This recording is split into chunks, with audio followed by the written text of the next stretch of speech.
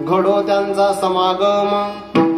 त्यांचा समागम ज्यांचे प्रेम विठ्ठली सहज त्यांच्या एकता गोष्टी परमार्थ पोटी दृढावे प्राप्त प्रसंगी कैवल्य साम्राज्य चक्रवर्ती विश्वमाऊली ज्ञानोबाराय शांती ब्रह्म संत श्री एकनाथ महाराज वैराग्य राग रसिक जगदवंदे जगद्गुरु श्री संत तुकोबाराय आदी करून या विश्वातील ज्ञात अज्ञात दृश्य अदृश्य कोटीतील सकल संत महापुरुषांच्या परम कृपाशीर्वादाने भव्य दिव्य स्वरूपाचा उत्सव संपन्न होतो आहे। या उत्सवातील आज हरिदिनी अर्थात एकादशीची कीर्तन सेवा महद्भाग्याने माझ्यासारख्या एका वारकरी विद्यार्थ्याला प्राप्त झाली।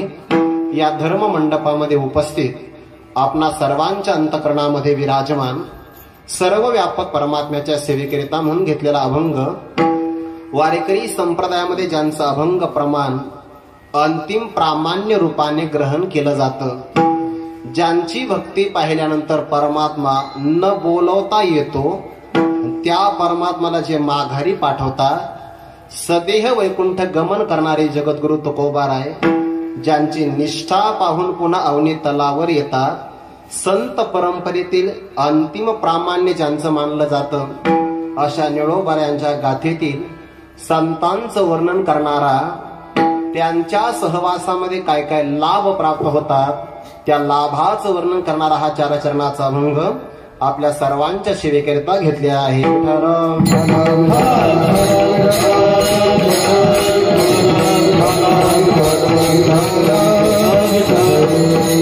निळोबारायांच्या या अभंगावर काहीसं विवेचन करण्यापूर्वी दोन शब्दाचा परिहार देणं फार महत्वाचं आहे। या गावात आल्यानंतर तुम्ही संवेदनक्षम जर अंतःकरण असेल तर तुम्हाला नक्की जाणवेल बर का तुमच्या गावात प्रसन्नता आहे।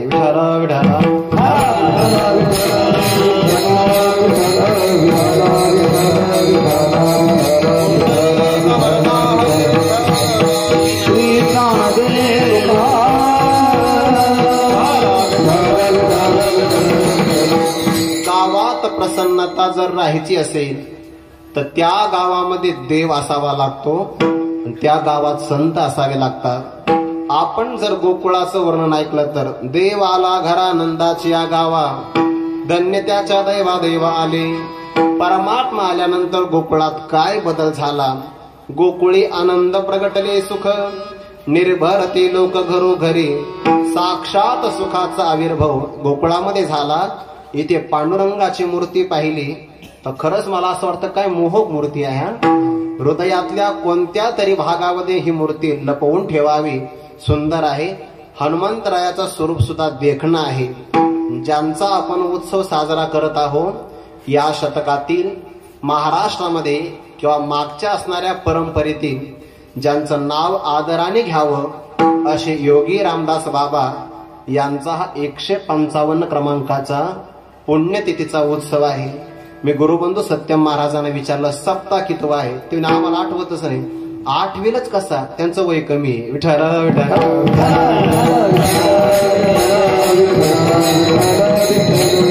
त्यांचं माझं आमच्या दोघाचही वय जरी बेरीज केली तरी सप्ताह आमच्यापेक्षा वरचढ ठरेल।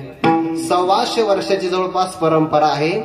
पारमार्थिक भावना जतन करणाऱ्या ज्या मंडळी आतापर्यंत या सप्ताहाचं जतन केलंय त्या सर्वांना द्यावे तेवढे धन्यवाद करणे। बरं आपण सगळेजण या कार्यक्रमामध्ये तनमन धनाने सहभागी होतात। मी सर्वांच्या चरणारविंदी मनोभावी अभिवादन करून निळोबारायांच्या अभंगावर चिंतन करण्याचा काही अल्पसा प्रयत्न करतो। मस्तक माझा पायावरी, मस्तक माझा पायावरी,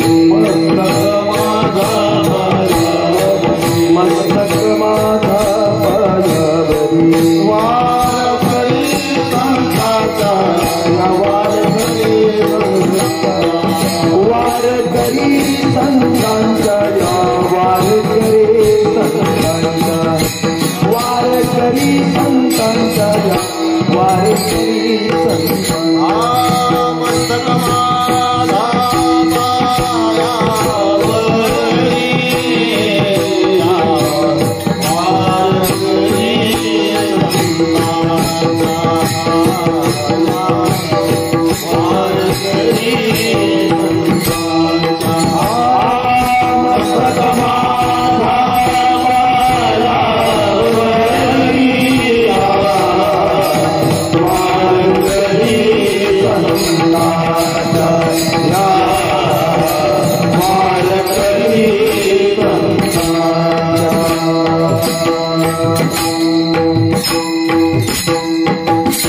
मस्तक माझा पायावरी या वारकरी संतांच्या सर्वांच्या चरणारविंदी मनोभावे अभिवादन करतो. मी तुमच्या सर्वांपेक्षा गणेश महाराज किरकोळीवर समजावून घ्या. विठ्ठल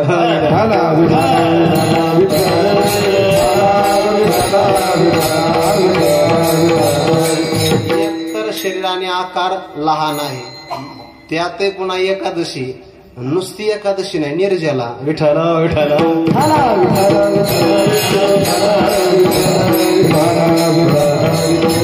येता येता साहेबांना सांगितलं की गावात प्रसन्नता आहे.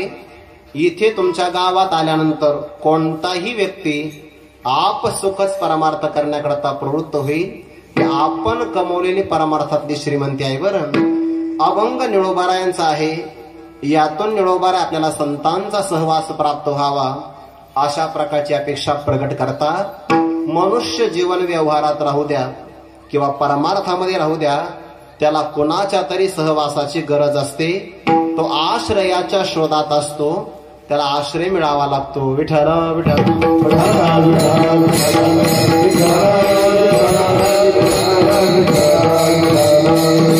कदाचित आपल्याला काही गोष्टी निवडण्याकरता वेळ लागला तरी चालेल, पण आपली संगती मात्र आपल्याला चांगली भेटली पाहिजे. आपण बऱ्याचदा आपल्या मुलावर संस्कार चांगले देतो 10वी पर्यंत. 11वीच्या पुढे आपला मुलगा कोणाच्या संगतीत राहतो याचा आपल्याला पत्ताही लागत नाही. संगती चुकल्यानंतर सर्वात मोठी जीवनामध्ये हानी होते. बरं, शहाण्या मनुष्याने जेवढं आहारावर लक्ष द्यावं त्याही पेक्षा जास्त प्रमाणामध्ये आपल्या संगतीवर लक्ष द्यावं. आहार चुकला तर फक्त आजारी पडाल, पण संगती जर चुकली तर पतनाला जावं लागेल. विठ्ठल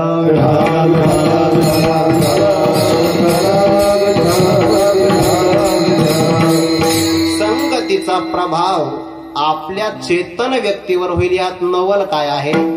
संगतीचा प्रभाव जड पदार्थावर सुद्धा होत असतो. बरं, जास्त विस्तार काही करणार नाही. संत वाङ्मयामध्ये प्रमाण आलेलं आहे, तुम्हा सर्वांनाच पाठ आहे. फक्त मला निर्देश करून पुढे जायचं आहे.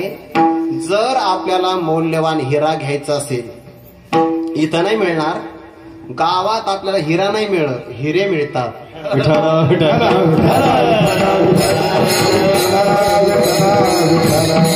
मौल्यवान जर आपल्याला हिरा घ्यायचा असेल तर मुंबई सारख्या शहरामध्ये आपल्याला जावं लागेल. आणि त्या हिऱ्याची असणारी अस्सलता जर पाहायची असेल तर शास्त्रामध्ये त्याची एक कसोटी आहे. बरं, अलंकार तयार करणारा त्याला सोनार म्हणतात, आणि लोखंडापासून शस्त्र तयार करणारा त्याला लोहार म्हणतात. दोघाकडे सुद्धा ऐरणी असते. बरं, पण 100 घाव सोनाराने घातले तो लोहाराचा एक घावच वजनदार असतो. म्हणून 100 सोनार की एक लोहार की. लोहाराचा असणारा ऐरणी आणि घन फार मजबूत असतो. बहुतेक तो घन मला तर काही उचलणार नाही, त्याला वजनदार मनुष्य लागतो. हिरा अस्सल आहे की नाही? बरं का संपत महाराज, जर घ्यायचाच असेल आपल्याला तर लोहाराच्या ऐरणीवर ठेवायचा. प्रमाण नका देऊ बरं, मला पाठ येतात, तुम्हालाही पाठ असेल. त्या लोहाराच्या लोखंडी ऐरणीवर आपण हिरा ठेवायचा, वरती घनाने घाव घालायचा. तुकोबाराय म्हणतात, जर अस्सल हिरा असेल तर त्याचे 3 परिणाम होतात. अस्सल जर हिरा असेल ऐरणीमध्ये रुतून बसतो, दुसरा प्रकार वरती घनामध्ये शिरतो, आणि तिसरा प्रकार दोघाच्या तावडीतून सटकतो, सापडत नाही. हिरा ठेविता ऐरणी वाचे मारिता जो घनी. अन्वय असा होईल गणेश महाराज. हिरा ऐरणे ठेविता वरी घनी मारिता जो वाचे तोच मोल पावे खरा. त्या हिऱ्याला बाजारामध्ये किंमत चांगली मिळते. बरं, कारण हिऱ्याची अस्सलपणा काठिण्यावर अवलंबून असतो. जो हिरा ऐरणीवर ठेवल्यानंतर घनाचा घाव घातल्यानंतरही फुटला नाही, तो हिरा जर ढेकणाच्या संगे हिरा जो भंगला. हिरा त्या लोखंडाच्या ऐरणीवर फुटला नाही, घाव घातला हो तरी फुटला नाही, आणि ढेकणाच्या नुसत्या सहवासामध्ये आला, संगतीत आला, तो तुकडे तुकडे होऊन गेले. ढेकणाने त्याला स्पर्श फक्त टच केला, घाव नाही घातला. पण न घाव घालता सुद्धा हिऱ्याचे तुकडे तुकडे झाले. कशामुळे? संगतीमुळे. संगतीचा परिणाम निर्जीव हिऱ्यावर जर होत असेल तर सजीव हिऱ्यावर का होणार नाही? विठ्ठल विठ्ठल.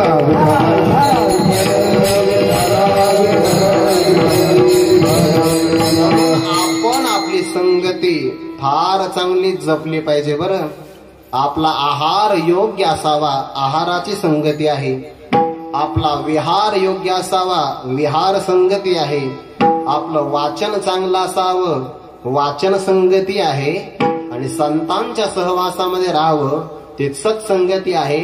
सत्संगतीचे काय लाभ होतात त्याचा मला विचार करायचा आहे. पण सत्संगती मिळण्याकरता मात्र कठीणही फार आहे बरं, फार कठीण आहे. जगातल्या सगळ्या गोष्टी घडतील तसा संतांचा सहवास मात्र मिळणार नाही. मी आपल्याला सांगून गेलोय, आपला आहार संगती सगळ्यात महत्वाची आहे. आपण मानव आहोत, दानव नाही बरं. मानव आहोत आपण. आपलं असणारं उदर, आपलं असणारं शरीर चांगलं आहे का? देवाचं मंदिर झालं पाहिजे, स्मशानभूमी होता कामा नये. थोडा विस्तार करून सांगू का? कळालं ना तुम्हाला हे बोलणं? आपलं असणारं शरीर किंवा अंतकरण देव राहण्याचं मंदिर व्हावं. नक्की पशु पक्षी मारून त्यांना इथं पुरावं, स्मशानभूमी करू नका. विठ्ठल विठ्ठल.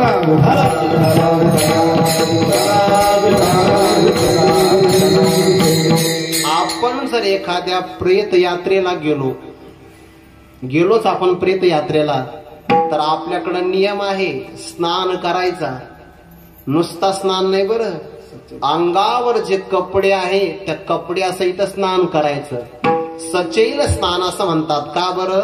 स्मशानामध्ये प्रेत संस्कार जर केला तर त्यातून जो काही धूर बाहेर पडतो त्यामध्ये अनेक प्रकारचे विषाणू असतात. तुम्ही आम्हाला दिसत नाही. का दिसत नाही? मागे तुम्ही 2-3 वर्ष नाही का भोगलं? सोशल डिस्टन्सिंग, सोशल तेवढं डिस्टन्सिंग. विठ्ठल विठ्ठल.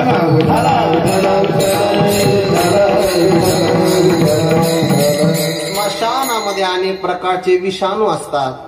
ते विषाणू दिसत नाही आणि म्हणून ते कपड्यावर जर असतील तर कपड्यासहित स्नान करावं. काही विषाणू आपल्या नाकातून आपण स्मशानात जर बोललो तर आपल्या मुखामध्ये जाण्याची शक्यता असते. स्मशानातून येताना कडुलिंबाचा पाला खावा. ऋषी मुनींचं शास्त्र ही काही अंधश्रद्धा नाहीये. त्या पाठीमागे शास्त्र आहे. अमृतापासून कडुलिंबाची उत्पत्ती झाली आहे आणि म्हणून रोग निवारण व्हावं. आता आपण आपल्या ऋषी मुनीचं नाही ऐकत, इतर लोकांचं ऐकतो, म्हणून तादोगती आपली. विठ्ठल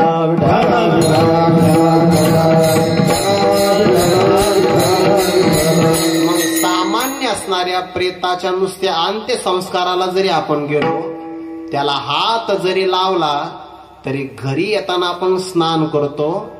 खुशाल काही माणसं पशुला मारतात, पक्षाला मारतात आणि सडलेला मांस खातात. मनुष्य म्हणावं का साक्षात राक्षस आहे? असं म्हणणं राक्षसाचा अपमानच आहे. विठ्ठल विठ्ठल.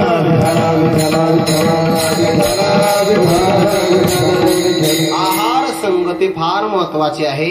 तुम्हाला उदाहरण देतो, लक्षात येईल. आहार कुणाचा खावा आणि कुणाचा खाऊ नये बरं. फार गोड महत्वाचं आहे, फारच गोड आहे. आणि हे मी बोलतो हे एकदम सत्यम आहे बरं. विठ्ठल विठ्ठल.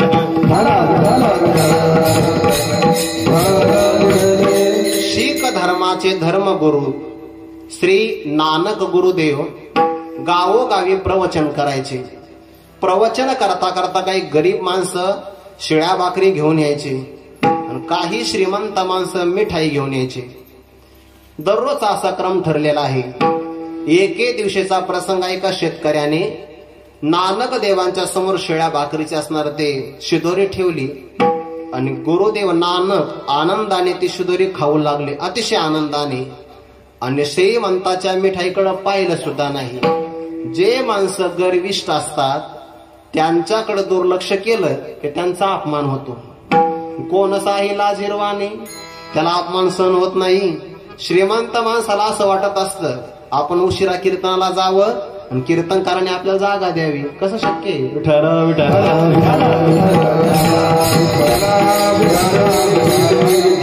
त्या श्रीमंताची मिठाई नानक देवाने घेतली नाही आणि गरीबाच्या भाकरी मात्र आनंदाने खाऊ लागले. त्याला राग आला आणि त्याने नानक देवांना सांगितलं, नानकजी तुम्ही त्यांच्या शिळ्या भाकरी खाता, मिठाई खा ना. नानकांनी सांगितलं मी खाणार नाही. मग आग्रह केला, तुझा आग्रह असेल तर मिठाई घेऊन ये. मिठाई आणली आणि एका हातामध्ये शिळ्या भाकरी घेतल्या, दोन्ही मुठी आवळल्या. ऐका, ज्या गरीबाच्या शिळ्या भाकरी होत्या, ज्या मुठीमध्ये होत्या ते मूठ आवळल्याबरोबर बोटाच्या असणाऱ्या फटीतून दुधाचे थेंब पाझरायला सुरुवात झाली. का? गरीबाने ते कष्टाने कमवलेलं होतं. भावार्थ रामायण मी काल वाचत होतो बरं. येता येता शबरी मातेच्या आश्रमामध्ये प्रभू रामचंद्र गेले. पंपा सरोवर नावाचा भाग आहे. पंपा सरोवर जो मला वाटतं कर्नाटकामध्ये आहे. पंपा सरोवर त्या भागामध्ये तिथे गेल्यानंतर मातंग ऋषीचे काही असणारे शिष्य दुष्काळ पडला म्हणून फळं आणण्याकरता जंगलात गेले. कष्ट केल्याने येता येता माघारी त्यांच्या अंगातून घामाचे थेंब पडले तर ते श्रमबिंदू त्यातून सरोवर तयार झालं. काही असणाऱ्या घामाच्या थेंबातून चांगल्या प्रकारचे फुलं झाडं तयार झाले. ते फुलं कधी सुकत नव्हते आणि ते सरोवर कधी आटतच नव्हतं. शेतकरी सुद्धा आपल्या घामाचे थेंब जेव्हा शेतीमध्ये जिरवतो ना तेव्हा धान्यासारखे रत्न बाहेर पडतात.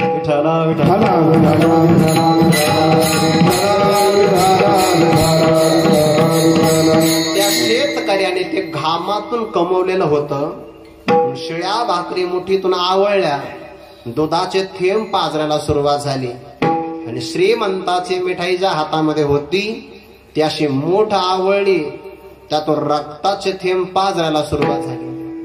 नानक देवाने सांगितलं, बाळा म्हणजे श्रीमंताला तो व्याजाचा पैसा कमवलेला आहे. आणि व्याजाचा पैसा म्हणजे गरिबांचे तळतळाट आहे. गरिबांचं रक्त ज्या पैशात आहे त्या पैशातून मिठाई आणली, मी खाईल कसा? आपण विचार केला पाहिजे ना. हो, कोणाचं खावं?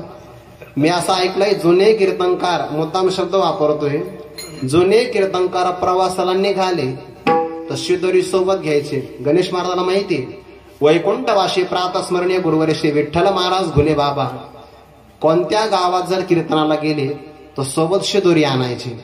असावी व आपल्याजवळ आपली शिदोरी काम येते बघा. आणि जोग महाराजांच्या संस्थेमध्ये आल्यानंतर ते शिदोरी बाबा खायचे. का? अहो, एखादा भावी भक्त त्याने आदराने दिली आहे. जुने कीर्तनकार शिदोरी आणायचे आणि शिदोरीच खायचे. आता शिदोरी आणतच नाही. आता शिदोरी नावाची हॉटेलच आहे रस्त्यानं. आणि जुने कीर्तनकार पाणी सुद्धा कुठं पित नव्हते. एखाद्या अंगणामध्ये जर तुळशी वृंदावन असेल तर त्याच घरचं पाणी प्यायचं, दुसरीकडचं प्यायचं नाही. आहार संगती महत्वाची आहे.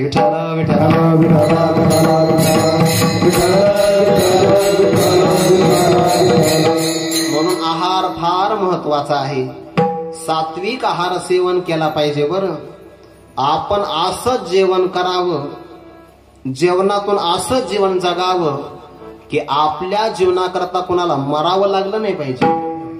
नाहीतर आपल्या जगण्याकरता जर कोणी मरत असेल तर आपल्या जगण्याचा धिक्कार आहे.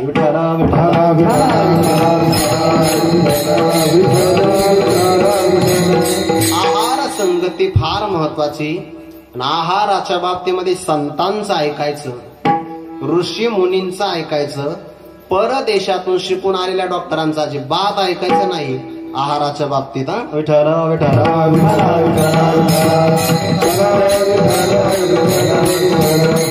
जसा आहार संगतीचा परिणाम मनावर होतो तसा देश संगतीचाही परिणाम मनावर होतो. भावार्थ रामायणातलीच कथा सांगतो. मला बाकीचं काही सांगता येत नाही. बरं, मला फक्त भावार्थ रामायण, भागवत, संत वाङ्मय यातलं जेवढं जमतं तेवढं सांगतो मी. नाही तर तुम्ही असाल गाणं म्हणा, आपल्याला नाही जमत. विठ्ठल विठ्ठल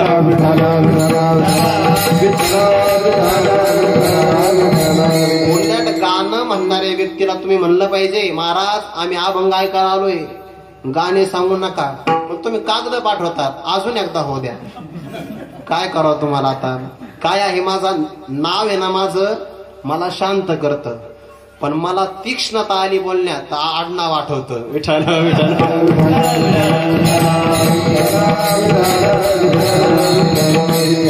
संत वाङ्मय श्रवण करावं बरं, त्या बाबतीमध्ये हे ऐकावं. सांगतो आहे ऋषी. बाबा तुम्ही इकडे या, सबदार बाबा इकडे या. तुम्ही आता कीर्तन होईपर्यंत शिस्तच लावणार आहे का? 7वा दिवस आहे आजचा. या तुम्ही इकडं, तुमचा जास्त विक्षेप होतो. इकडे विठ्ठल विठ्ठल.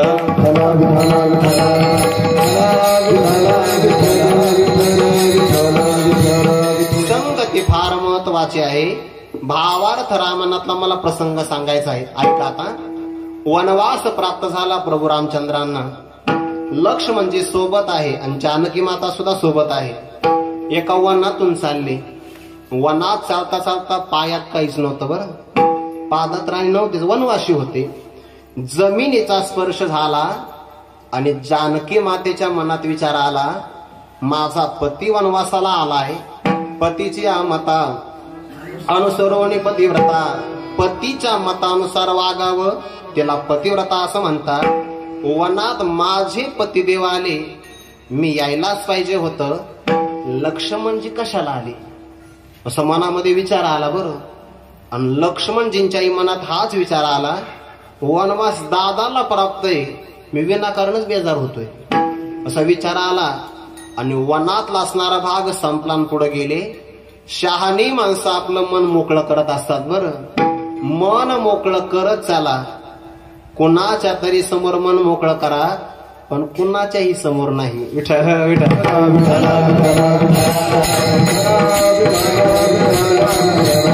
प्रामाणिकपणाने भगवंताला सांगितलं, प्रभू तुमच्या सारख्या परब्रह्माचा आम्हाला सहवास आहे, आमच्या मनात वाईट विचार का यावा? भगवंताने सांगितलं तर तुमचा दोष नाही. तुम्ही ज्या वनातून आला आहात त्या वनात पूर्वी सुंद आणि उपसुंद नावाचे राक्षस एका अप्सरे करता भांडले होते. भाऊच होते सख्खे, पण अप्सरे करता भांडले आणि एकमेकाच्या हातून मरण पावले.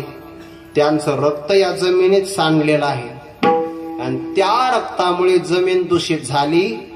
तुम्ही त्या जमिनीवरून चालला तर तुमच्या मनाला एवढा दोष लागला. आपण राहतो कुठं यालाही फार महत्व आहे. शुचो देशे प्रतिष्ठाप्य स्थिरमासनमात्मनः. आहार संगती महत्वाची आहे, तसे देश संगती सुद्धा महत्वाची आहे. सगळ्यात पुढची आहे ग्रंथ संगती. काय भाग्य आहे आपलं. मी तुम्हाला एक जाता जाता विनंती करतो बरं, आपण आहे ना कीर्तनाला एवढं महत्व देत नाही. बोलतो थोडा, आता आडनाव आठवलं मला, आणि हे मी नाही बोलणार तर बोलणार कोण मग? आडनाव तसं अर्थ केलं पाहिजे की नाही. एखादं लग्न असेल, माफी मागून बोलतो बरं, 6:30 वाजता लग्न असेल तर तुम्ही लग्नाला किती वाजता जाल? किती वाजता जाल? कमीत कमी 6 वाजता. वा, प्रामाणिक उत्तर दिलं. किती वाजता जाल? 6 वाजता. लग्न कितीला आहे? 6:30ला. किती वाजता जाल? कीर्तन किती वाजता आहे? तुम्ही येता किती वाजता? याचा अर्थ लग्नाला जेवढं तुमच्या मनात महत्व आहे तेवढं कीर्तनाला नाही. खबरदार, तुम्ही कीर्तनाला लय लाईटली घेताय. विठ्ठल विठ्ठल.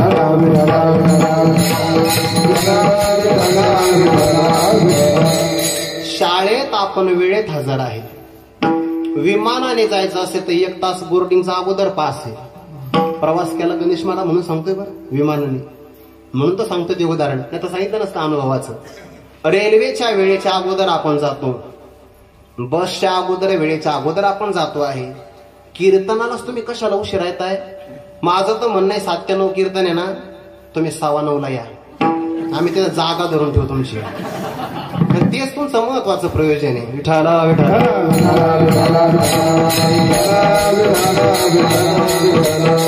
एखादं असं वाक्य येऊन जातं की जे तुमच्या जीवनात परिवर्तन करणार आहे आणि नेमकं त्या वाक्याला तुम्ही गैरहजर राहताय. आता 8 वाजले आणि तुम्ही आता कीर्तनाला येऊ राहिले. 7वा दिवस आहे. पहिला दुसरा असता तर मी समजून घेतला असतं, पण आता मी नाही बोलणार तर बोलणार कोण? जाऊ द्या मी वाईट झालो तरी चालेल, संप्रदाय टिकला पाहिजे. विठ्ठल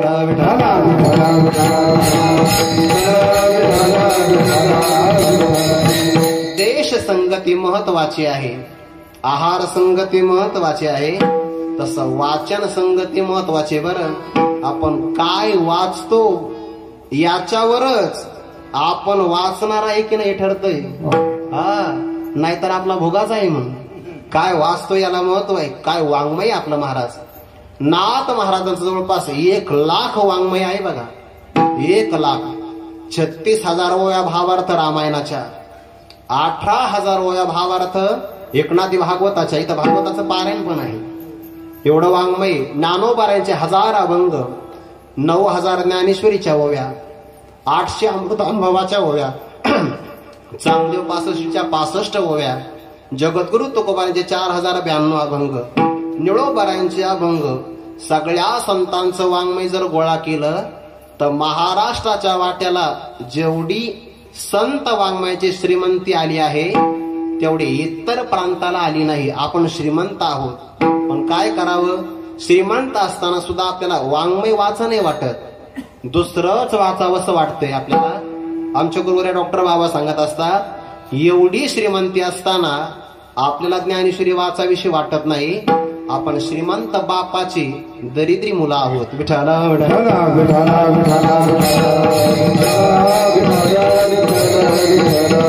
काय ग्रंथाचा आदर असावा. 4-6 महिने पण झाले नाही बरं, अजून 4 महिने पण झाले नाही. आळंदीत एक सोहम नावाचा मुलगा आहे. मुद्दाम सांगतो ही घटना. तो गर्भात असताना त्याच्या मातोश्रीने ज्ञानेश्वरीची 108 पारायण केली. काही पारायण अगोदर झाली होती, आणि तो गर्भात असताना गर्भसंस्कार व्हावा याकरता त्या आईने ज्ञानेश्वरीचे पारायण केली. 108 पारायण झाली. तो मुलगा आहे 4थीला, वय वर्ष 9 किंवा 10 असेल. ज्ञानेश्वरी पूर्ण पाठ आहे, पूर्ण. फक्त टाळ्या नका वाजवू. आपल्या घरात लहान मुलांसाठी हरिपाठ सुरू करा, हनुमान चालीसा सुरू करा. तुम्ही जर ग्रंथ वाचले तर तुमचे मुलं ग्रंथ वाचतील, नाहीतर तुम्ही बातम्या पाहता, मुलं तुम्हाला ब्रेकिंग न्यूज देतील. विठ्ठल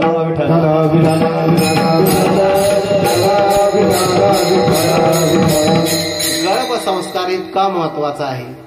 त्या मुलाने ज्ञानेश्वरी पाठांतराचे सगळे विक्रम मोडीत काढले बघा. सगळे महाराष्ट्रामध्ये ज्ञानेश्वरी पाठ करणारे अनेक आहेत, पण त्या बाळासारखं कुणीच नाही. वय वर्ष 9 येऊ ज्ञानेश्वरी बंद करायची, बंद पूर्ण. आणि पहिल्या ओळीपासून सुरुवात करायची, शेवटच्या ओळीपर्यंत थांबतच नाही. काय सेवा असेल त्या आईची. आणि काय नाही बघा, वडील माळी तयार करतात तुळशीची. गरीबच कुटुंब आहे आणि गरीबाचेच मुलं प्रगती करत असतात. श्रीमंताला अनुकूलता असते ना, त्यांना सुधरत नाही. विठ्ठल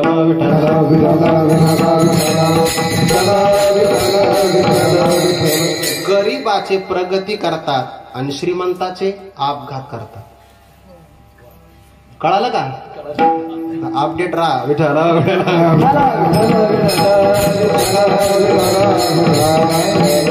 वाचन महत्वाचं आहे बरं.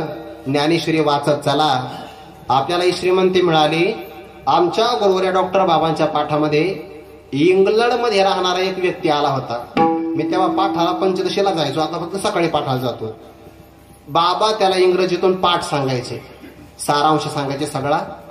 तो म्हणायचा, हे विद्यार्थी पाठ ऐकतात आणि यांना राहायला जागा आहे का? म्हण नाही, हे दुसऱ्याच्या धर्मशाळेत राहतात, म्हणजे यांना निवारा नाही. बरं म्हणे, मग यांना कपडे कोणी भेट दिले तर घेतात. कपडे म्हणजे वस्त्र नाही. म्हणजे जेवणाची काय व्यवस्था? म्हणजे मधुकरी मागतात. म्हणजे अन्न, वस्त्र, निवारा या 3 मूलभूत गरजा आहे. या गरजेचा काहीच ताळमेळ नाही कोणाकडे? साधक विद्यार्थ्याकडे. पण तरी सुद्धा काय आनंद यांच्या चेहऱ्यावर, काय आनंद आहे. म्हणजे हा आनंद अध्यात्म विद्येचा आनंद आहे. आणि तो मुलगा इंग्लंडमध्ये राहणारा, तो म्हटला, यांच्या चेहऱ्याकडे जरी पाहिलं तरी मला आनंद होतोय. वाचत चला विठ्ठल विठ्ठल.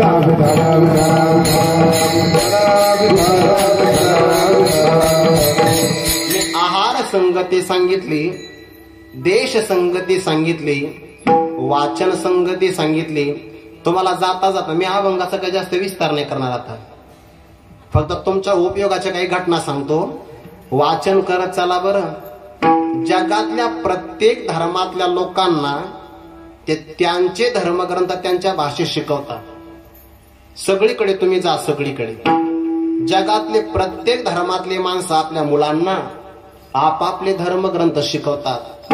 आपण आपल्या मुलाला शिकू शकलो नाही, हे आपलं दुर्दैव आहे. आपल्या मुलाला हरिपाठ वाचता आला पाहिजे, हनुमान चालीसा त्याचे पाठ पाहिजे. मी तुम्हाला एक विनंती करू का?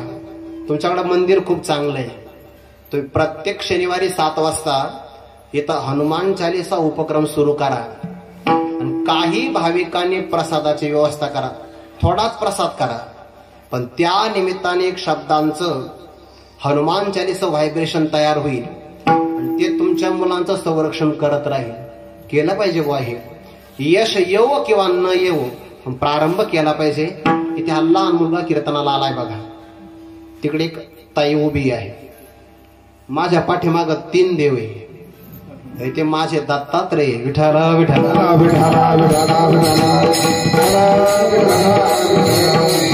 पण कदाचित बर का आपलं वक्तृत्व देवाला तेवढं नाही आवडणार, तुमचं गायनही तेवढं देवाला आवडणार नाही, तुमच्या दोघांचं वाजवणही तेवढं आवडणार नाही, जेवढं यांचा चुकलेला टाळ देवाला आवडेल. करत चला विठ्ठल विठ्ठल.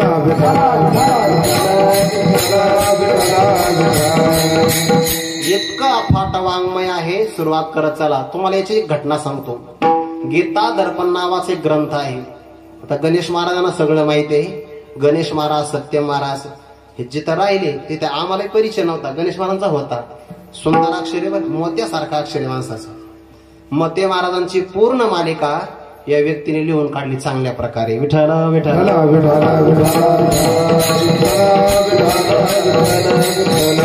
या शतकातील नाथ महाराजांच्या नंतर एवढी गोड पूजा गुरुवर्य हनुमंत महाराज तेच करतात.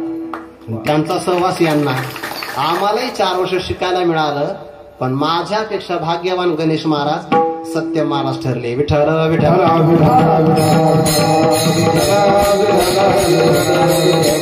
गीता दर्पण ग्रंथातली कथा सांगतो. ग्रंथाचं काय वैभव असतं. अभंग सोडवतो बरं का, काळजी नका करू. अभंग सोडून नाही देणार, सोडवणार. ऐका, गीता दर्पणामध्ये कथा आली आहे. एक प्रामाणिक कामगार आहे, कामाला निघाला. आता ते शिक्षण जर कमी असेल ना तर आपल्याला वेळ बदलावी लागते. कीर्तनाची नाही, कामाची. काही सकाळी 8ला जातात, 4ला येतात, 3ला जातात, 12ला येतात, रात्री गेले की सकाळी येतात. 3 वेळामध्ये काम करावं लागतं. तो 3 वाजता कामाला गेला, 4 ते किती 12 तास, 8 केले तर 12. 1 वाजता माघारी आला. सायकल होते बिचाऱ्याकडे, सत्य घटना आहे. आल्यानंतर त्याने पाहिले एका झाडाखाली सुंदर स्त्री उभी आहे. विचारलं, म्हणे बाई तू कोण आहे? ते म्हणे मी प्रवासी आहे. कुठं चालली? प्रवासाला निघाले, पण वेळच कळाला नाही आणि मला कोणाचा तरी आश्रय मिळावा. प्रामाणिक होता.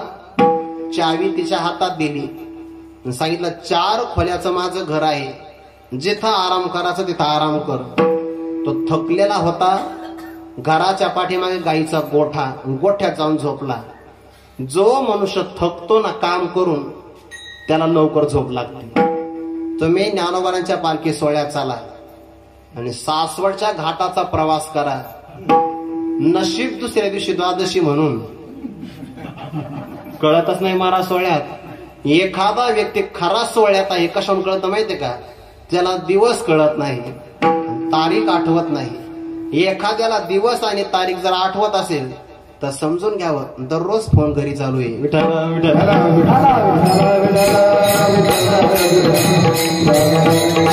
गाईच्या गोठ्यामध्ये गेला आणि झोपला. सकाळी उठला. जी रात्री बाई आली होती ना, त्याने सकाळी याला नाश्ता दिला. आयता नाश्ता आला. आयता आणि आयता जर नाश्ता आला तर त्याचा आनंद एकट्या राहणाऱ्या माणसाला जास्त होतो. नाही कळालं? नाही कळालं का? कळून काय फायदा आहे? विठ्ठल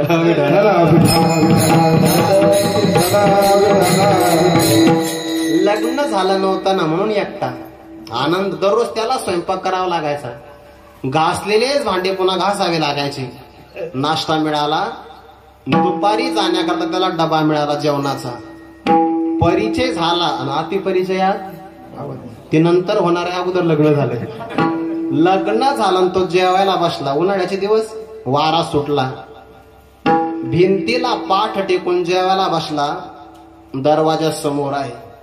पत्नीला सांगितलं दरवाजा बंद कर, वारा जर आत आला तर पत्रे उडून जाते.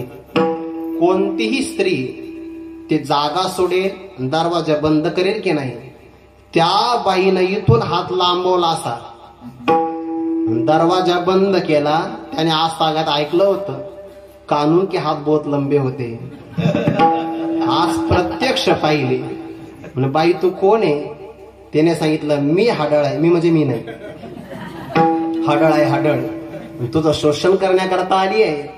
पण जर ही बातमी कोणाला सांगितली तर माझा हात तुझ्या घशाला यायला काही वेळ लागणार नाही. सुकला बिचारा. मित्राने पाहिलं, सांगितलं तू काहीतरी चिंता करतोय, चल आपण आजार नीट करून. वैद्याकडे नेलं. वैद्याने नाडी परीक्षण केलं. याचा रोग शरीरात नाही, मनात आहे. औषध दिलं, औषधाची पुडी घेऊन घरी आला. घरात पाऊल ठेवलं तर तिने सांगितलं पहिलं औषध खिशातलं काढ. तसं एक पाऊल टाकलं. ती एका पाऊलाने मागे सरकायची. हा 11 वाजता घरात आला, 12 वाजता ती घरातून निघून गेली. विचार केला औषधही घेतलं नाही अजून, एवढा उपचार झालाच कसा? औषध सोडून पाहिलं, औषध झाड पाल्याच होतं. पण औषध ज्या कागदात होतं त्या कागदावर श्रीमद भगवद्गीतेचा एक श्लोक लिहिलेला होता. एक श्लोक फक्त खिशात होता. तर हडळ त्याला स्पर्श करू शकले नाही. ज्यांची भगवद्गीताच पाठ असेल त्यांच्या भाग्याचं काय वर्णन करावं? वाचन संगती. विठ्ठल विठ्ठल.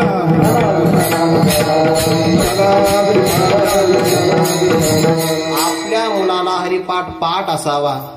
आपले मुलं चित्रपटातले गाणे पाठ करते, शाळेतले गाणे पाठ करते. इटिंग शुगर, साखर खायची नाही म्हणायचं. शाळेतच शिक्षण आहे खोटं बोलायचं. साखर खाऊन म्हणून तर डायबिटीज वाढलाय. विठ्ठल विठ्ठल. आपल्याला कौतुक ते वाटलं नाही पाहिजे, आपल्याला आपल्या संस्कृतीचा अभिमान वाटला पाहिजे. पाश्चिमात्य लोक भगवद्गीता शिकत आहे आणि आपले लोक दुसरंच काहीतरी शिकतायत. मला तर इतकी कीव वाटते या लहान मुलांची. मी सकाळी गणेश महाराज उठून पाहिलं, लहान मुलं हो, रम्य ते बालपण. लहान मुलाचा तर ऐका, कफ वाढलेला असतो. ज्याचा कफ वाढलेला असतो, लहान मुलांची कफ प्रकृती, त्याला आरामाची गरज असते. आणि जर त्याचा आराम नाही झाला तर त्याची चिडचिड वाढते. आणि वारंवार चिडचिड वाढली की त्याचे हार्मोन्स बदलतात. हल्ली आपण इतका मुलावर अन्याय केला स्पर्धेच्या युगामध्ये. स्पर्धेत मुलगा टिकला पाहिजे, स्पर्धेत मुलगा टिकला पाहिजे. मुलाचं वय कमी आहे. 5:45 मुलगा शाळेत गेला सकाळी. आज मी पाहिला 5:45 दप्तर घेऊन. बरतेचं वजन 5 किलो आणि दप्तर 11 किलो. विठ्ठल विठ्ठल.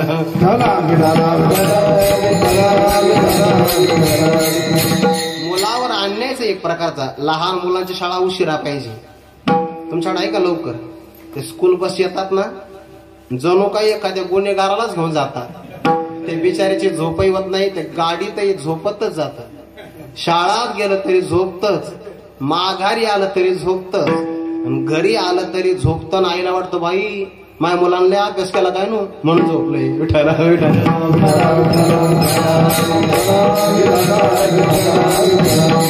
लहान मुलाला त्याच्या बालपणाचा आनंद घेऊ द्या.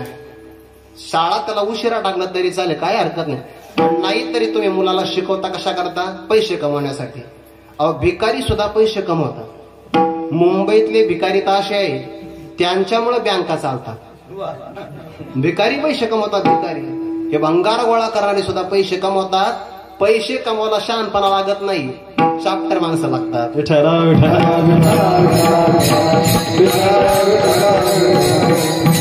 अन्याय करू नका, जाऊ द्या, विषय लांबला. ग्रंथ वाचन संगती महत्वाची आहे, तशी मनुष्याला व्यक्तिमत्वाची संगती महत्वाची आहे. त्या संगतीत 3 प्रकार: विसंगती, कुसंगती आणि सत्संगती. वाईट संगती आपण पाहिली बघा. डेकणाच्या संगी हिराजो बंगला, कुसंगे नाडला साजो जैसा. वाईट संगती आहे. दुसरी आहे विसंगती. विसंगती भोगावी लागते बरं. विसंगती टाळता येत नाही. थोडा आवाज कमी ठेवा, शिट्टी मारतोय. विठ्ठल विठ्ठल.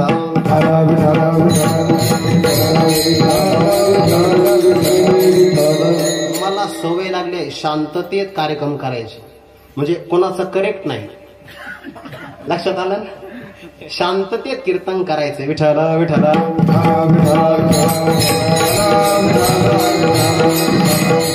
विसंगती भोगावी लागते आणि सत्संगती मात्र मिळवावी लागते. बरं, मिळवावीच लागते. विसंगती प्रापंचिक जीवनामध्ये अनुभवाला येते बघा. दाम्पत्य जीवनामध्ये दोघही एकमेकाला पूरक असतीलच असं काही सांगता येत नाही. जर असेल पूरक तर त्यांचं पूर्व पुण्य आहे, आणि विसंगती असेल तर परमार्थाला अनुकूल आहे, त्यामुळे ते भोगावी लागते. आणि सत्संगती मात्र प्रयत्नाने मिळवावी लागते. अशा सत्संगतीच्या अपेक्षा कुणाला आहे? देवाला आहे. देवाला सुद्धा वाटतं की त्यांचा आपल्याला सहवास प्राप्त व्हावा. उद्धवाते म्हणे पांडुरंग, या सज्जनाचा न व्हावा वियोग. हृदय होते दोन्ही भाग, जाना अंतरंग तुम्ही माझे. संतांचा असणारा सहवासाचा वियोग होऊ नये. देवाला सत्संगती आवडते. नारदांची संगती प्रभू रामचंद्रांनाही आवडते, रावणालाही आवडते, भगवान श्रीकृष्णाला आवडते, जरासंधाला कंसालाही आवडते. मग देवाला जर संगती आवडत असेल तर निळोबरायांना का आवडणार नाही? निळोबराय म्हणतात, घडो त्यांचा समागम, त्यांचा आम्हाला समागम सहवास प्राप्त व्हावा. पण ज्यांचा सहवास प्राप्त व्हावा त्यांचं काही लक्षण आहे का? लक्षण गणकांचा समागम, गणकांचा समागम,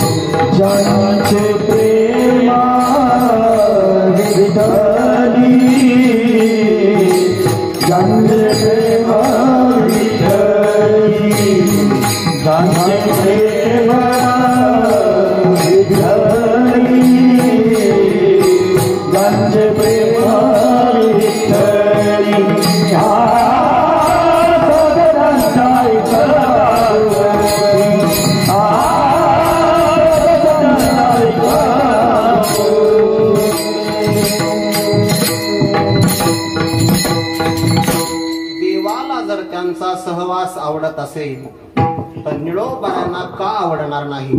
म्हणून म्हणतात घडो त्यांचा समागम. पण त्यांचं लक्षण सांगितलं, ज्यांचे प्रेम विठ्ठली, ज्यांचं विठ्ठलावर प्रेम आहे त्यांचा आम्हाला सहवास प्राप्त व्हावा व्यावृत्ती केली बघा. बाकीचे सगळे लोक बाजूला सारले. ज्यांचे प्रेम विषयी असं नाही म्हटलं बरं, विषयावर प्रेम ज्यांचा आहे असे भरपूर भेटतात, पण विठ्ठलावर प्रेम आहे असे मात्र भेटत नाही बरं. आपल्याला बाकीचे दगड फार भेटतात, तसा परीस भेटत नाही. बाकीचे पाणी भरपूर भेटतात, तसा अमृत भेटत नाही. नक्षत्र तारका अनेक असतात, चंद्र भेटत नाही. बाकीचे माणसं भरपूर असतात, संत भेटत नाही. विठ्ठला विठ्ठला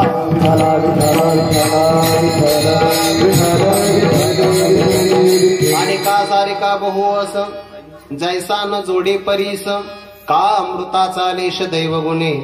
इतर गारगोट्याप्रमाणे परीस मिळत नाही, इतर पेय पदार्थाप्रमाणे अमृत मिळत नाही, तसं संत इतर माणसाप्रमाणे मिळत नाही बरं. माणसं भरपूर आहे, संत कमी आहेत. नाहीच अजिबात असं नाही, पण योग्यतेशिवाय मात्र मिळत नाही. व्यवहारातलं एखादं पद मिळवायचं असेल तर त्याला क्वालिफिकेशन लागते, पात्रता म्हणतो की नाही, अर्हता, पात्रता, योग्यता, क्षमता लागते त्याला. परमार्थामध्ये संत भेटायचे असेल तर त्यालाही पात्रताच लागते. तवा तापल्याशिवाय जसे भाकरी भाजत नाही, वापसा साधल्याशिवाय जसं पेरता येत नाही, तसं अंतःकरण शुद्ध झाल्याशिवाय संत भेटत नाही. विठ्ठला विठ्ठला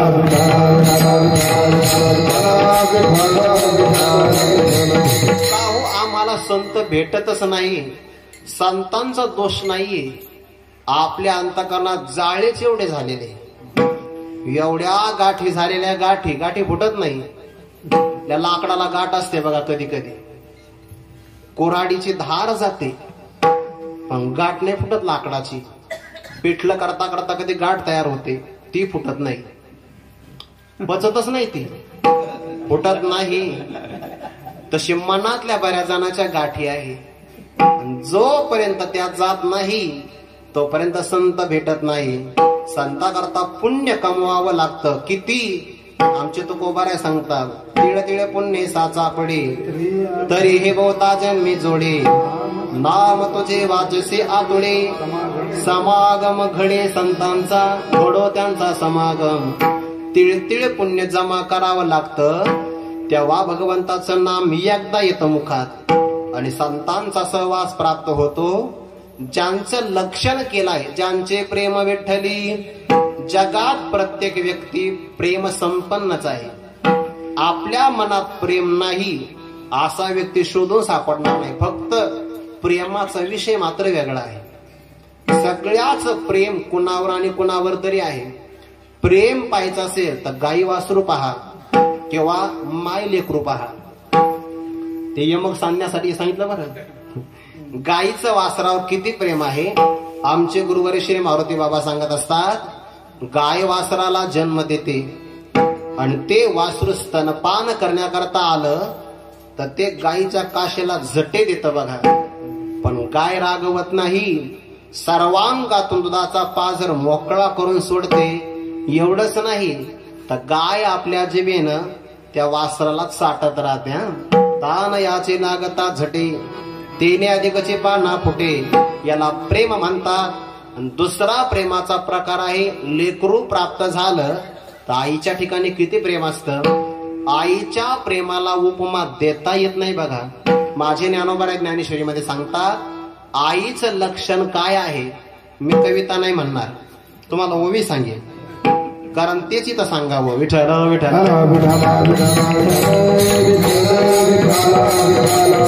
ऐका ऐका, आईची व्याख्या ऐका. अंगा जीवाची संपत्ती, वेचोनी करी बाळाची पाळती, परी जीवे उपगणे ही स्थिती, न पाहे माय. माय तिला म्हणतात जे अंगाची संपत्ती खर्च करते आणि जीवाची म्हणजे मनाची संपत्ती खर्च करते, पण मुलाचा सांभाळ करताना उबगत नाही बघा. आईचं तारुण्य जात तेव्हा मुलगा प्राप्त होतो आणि मुलाचं संगोपन करता करता ते कायम चिंता करते. खरी आई मुलाला कधीच कंटाळत नाही बरं. न पाहे माय. पण बऱ्याच असणाऱ्या माता भगिनी सौंदर्य हानी होईल याकरता मुलाचं संगोपन करत नाही. मातृत्व मुलाकरताच आहे. स्त्रीच्या ठिकाणी ईश्वराने दिलं वरदान ते मुलाकरताच आहे. आपलं सौंदर्य नष्ट होईल, स्त्रीने त्याचा विचार करू नये. अंगाची संपत्ती खर्च करावी, मुलाचं पालन पोषण करावं. विठ्ठल विठ्ठल.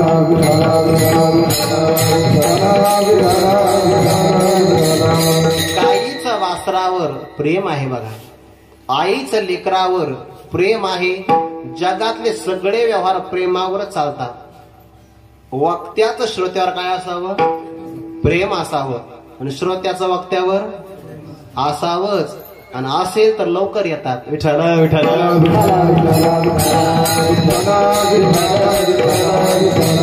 तुमचं आमच्यापेक्षा कीर्तनावर प्रेम असावं. कीर्तनावर तुमचं प्रेम असावं.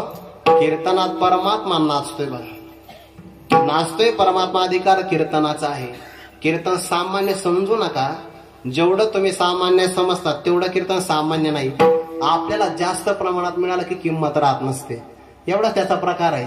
आता कीर्तन सप्त्यातही मिळतं आणि ऑनलाईनही मिळतं, म्हणून तर किंमत कमी झाली. तरी काही लोकांनी वाढवली. विठ्ठल विठ्ठल.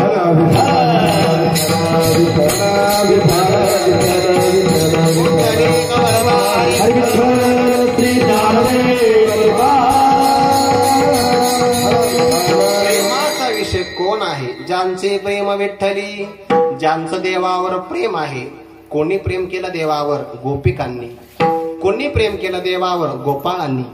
कोणी प्रेम केलं आहे? ज्ञानोबाराय तुकोबारायांनी. देवावर प्रेम आहे बघा. एकदा एका गोपाळाच्या घरी कडी तयार झाली. काय करावं? आज एकादशी. सगळे दृष्टांत मला तसेच येऊ राहिले. काही दोष लागणार नाही, मला प्रेम सांगायचं आहे. इतकी सुंदर कडी तयार झाली, इतकी सुंदर. जेव्हा त्या कडीला फोडणी बसली ना, तर त्या फोडणीचा वास असा आकाशात गेला. एक विमान चाललं होतं, त्या वैमानिकाने ते विमान तिथंच थांबवलं आकाशात. प्रवासी म्हणले का थांबले? काय सुंदर कडी, पुढे चल. विठ्ठल विठ्ठल.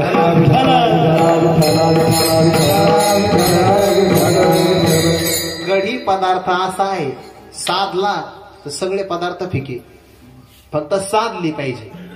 हो, चांगलं तेल तापलं पाहिजे. आणि जिरे एवढं बारीक ऐकता तुम्ही? खाण्याचंच ऐकता. विठ्ठल विठ्ठल. चांगलं तेल तापल्याशिवाय जिऱ्याची फोडणी बसत नाही, नाहीतर जिरे पण कच्चे राहतात. माझा अनुभव आहे अंगी. आळंदीतल्या विद्यार्थ्याला 2 गोष्टीचा अनुभव चांगला असतो. 1 खिचडी तयार करणे, 2 कपडे धुणे. म्हणून तर भविष्यकाळात यांना अडचणी पडत नाही. नाही लक्षात आलं का? इतकंही स्पष्ट सांगू नये. विठ्ठल.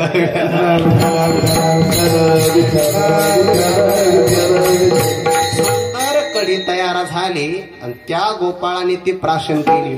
ऐका बरं, एखादा सामान्य व्यक्ती असता तर कढी नावाच्या रसाच्या विषयामध्ये आसक्त झाला असता. त्याने कढी सेवन केली, इतकी सुंदर तयार झाली, पण त्याला आठवण कन्हैयाची झाली. तो मला वा किती सुंदर कढी हो, जर आपल्या कन्हैयाला दिली तर किती चांगलं होईल. पण कान्हा तर समोर गेलाय गाई रक्षणासाठी. मग काय करावं? चला जेवढी भरता येईल जेवढी, पोटात नाही.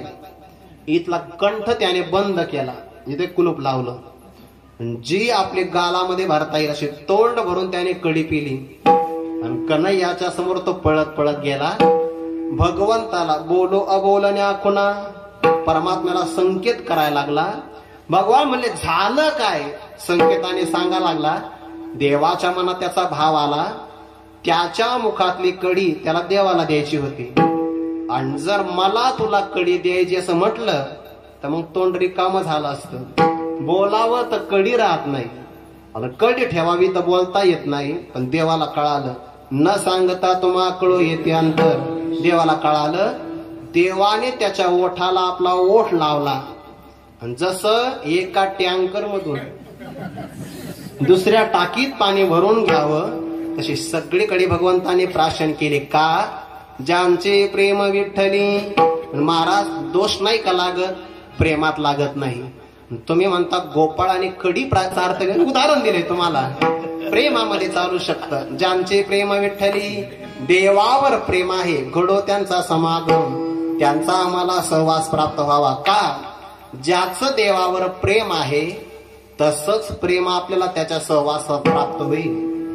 देवावर त्याचं प्रेम असेल तर त्याच्या संगतीत गेल्यानंतर आपल्याही मनात देवाविषयी प्रेम तयार होईल. ज्याच्या मनात देवाविषयी प्रेम प्राप्त झालं त्यासारखा भाग्यवान जगात दुसरा कुणीच नाही बा, कुणीच नाही. ज्यांचे प्रेम विठ्ठली, प्रेम मनात असेल तर ते भक्त करतात काय? प्रेम मनात आहे, मनातलं प्रेम बाहेर प्रगट होतं आणि त्या प्रेमातून ते भक्त संवाद करतात. त्यांचा संवाद जर आपण सहजही ऐकला तर सहजचा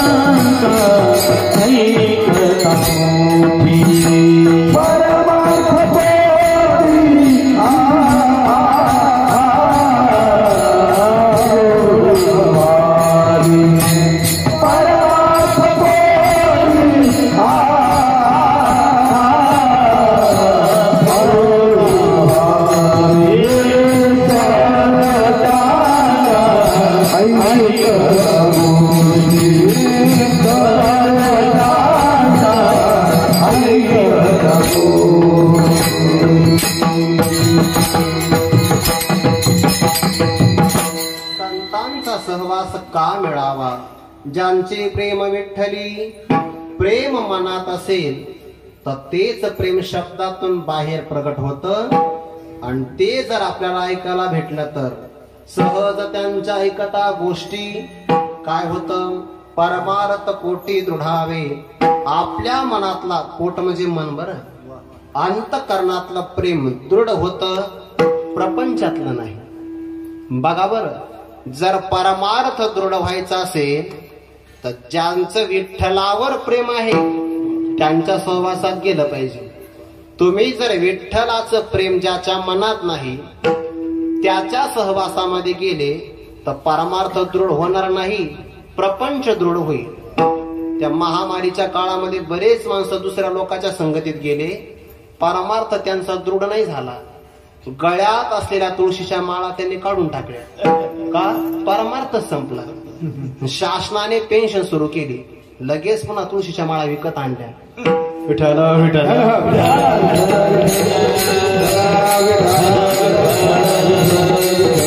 प्रेमाचं लक्षण नाही बघा, प्रेमामध्ये त्याग महत्वाचा असतो. चांगला आहे का? हे सध्याला आपल्याला वर्तमानपत्रामध्ये दुसरीकडे जे ऐकायला भेटतं ना, हे खरं प्रेमच नाही. प्रेमात त्याग महत्वाचा असतो. एखाद्या मुलाला, लहान मुलाला सर्दी व्हावी किंवा त्याला खोकला यावा आणि काही प्रयत्न केले तर तो खोकला बंदच होत नाही. ती आई डॉक्टराकडे जाते, सांगते माझ्या मुलाचा खोकला बंद होत नाही. अनेक प्रकारचे औषध दिले जातात, खोकलाच बंद होत नाही. सरते शेवटी डॉक्टर विचारतात, ताई तुम्ही जेवणात काय खाता? ते सांगते अनेक पदार्थ मी जेवणात खाते, तरी पण आवडीचा कोणता आहे? ती आई सांगते मला लिंबू फार आवडतं, आंबट आहे. डॉक्टर सांगतात जर मुलाचा खोकला बंद व्हायचा असेल तर तुम्हाला तुमच्या आवडीचा विषय सोडावा लागेल, त्याग करावा लागेल. मुलावर प्रेम आहे तर आई आपला असणारा विषय प्रिय, पण त्याचा त्याग करते. खऱ्या प्रेमात त्याग असतो आणि एरवी वासना असते, त्याच्यात भोग असतो, त्याला प्रेम म्हणत नाही. विठ्ठल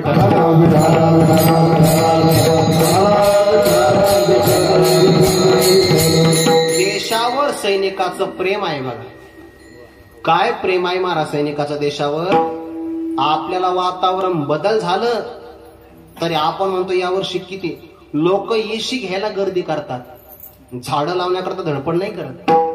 लावली पाहिजे बरं. मी तुम्हाला एक विनंती करेल, तुम्ही जर आमच्या आश्रमात आले तर येऊन बघा. आमच्या आश्रमात माणसं राहतात 5 आणि झाडं कमीत कमी 35 आहे.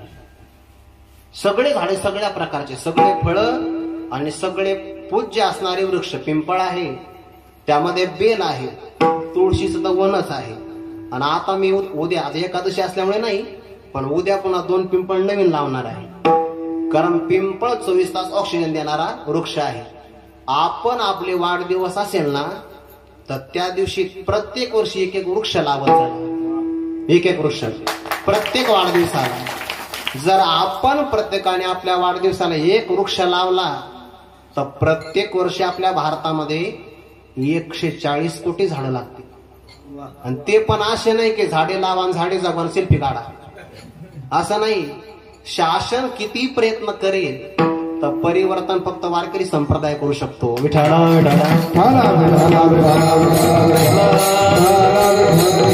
हे मी तुम्हाला विनाकारण नाही सांगत. उद्या पहिल्यांदा मी 2 वृक्ष लावणार आहे आश्रम, ते पण पिंपळाचेच लावणार आहे. आपल्या देशातले वृक्ष लावा आणि ते जतन करा. आपला वाढदिवस असेल, आपण किती खर्च करतो बरं विनाकारण. त्यापेक्षा एक झाड लावा आणि झाड जगवा. ते आपल्याला काय, आणि झाडाचे किती उपकार आहे महाराज. जिवंत असताना झाड आपल्याला पानं देतं, फुलं देतं बघा, फळं देतं, मुळं देतं, सावली देतं. झाड वाळलं तरी महाराज उपकार नाही सोडत. झाड वाळलं तरी झाड आपल्याला शेवटी त्याचाच उपयोग आहे ना आपल्याला. मग आता शेवटी जर झाड आपल्याला उपयोगात येणार असेल, जिवंतपणे लावाल, काय हरकत आहे.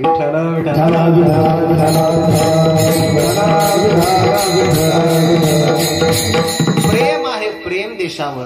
किती प्रेम आहे सैनिकाचं, सगळं प्रेम आहे बघा. मातृभूमीवर प्रेम आहे. ऊन पाऊस वाऱ्याची तमा नाही बाळगत बघा. कोणतंही भारत देशात संकट आलं तर पहिली आठवण आपल्याला सैनिकाची. किती प्रेम. पूर येऊ द्या, सैनिकच आहे बघा. युद्ध येऊ द्या, सैनिकच आहे. का? भारत मातेवर प्रेम आहे. ते सैनिक जेवढं भारत मातेवर प्रेम तिथं सीमेवर करतात ना, तेवढं प्रेम आपण आपल्या गावात असताना भारत देशावर केलं पाहिजे.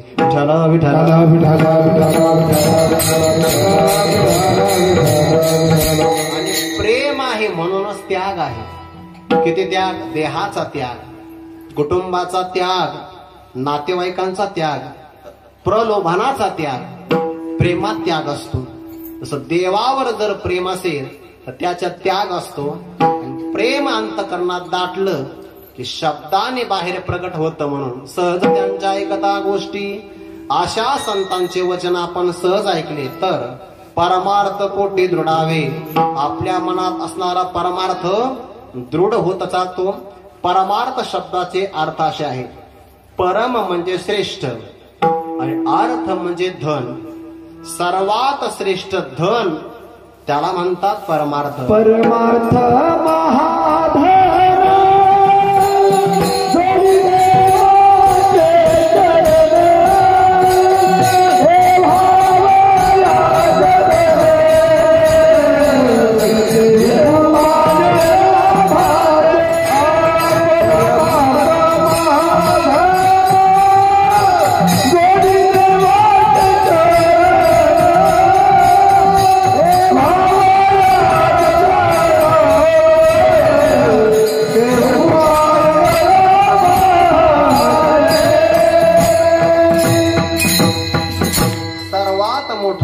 परमार्थ. परमार्थ महाधन जोडी देवाचे चरण व्हावया जतन हे उपाय लाभाचे. आपण आपल्या मुलाकरता बाकीचे धन कमवतो, हरकत नाही, कमवा. जोडून या धन उत्तम व्यवहारे. पण चांगला आहे का बरं? धन कमवताना आपण गरीब असेल तरी चालेल, श्रीमंत होण्याची घाई नका करू. ज्या लवकर श्रीमंत व्हायचं ते माणसं अन्याय मार्ग निवडतात. अन्यायाच्या मार्गाने श्रीमंती लवकर मिळते, पण मिळालेली श्रीमंती पहिल्यांदा मुलांच्या बुद्धीला खाते. आणि म्हणून जेवढे जगामध्ये श्रीमंत असेल तुम्ही फक्त निरीक्षण करायचं, त्यांचे मुलं खतरनाक आहेत.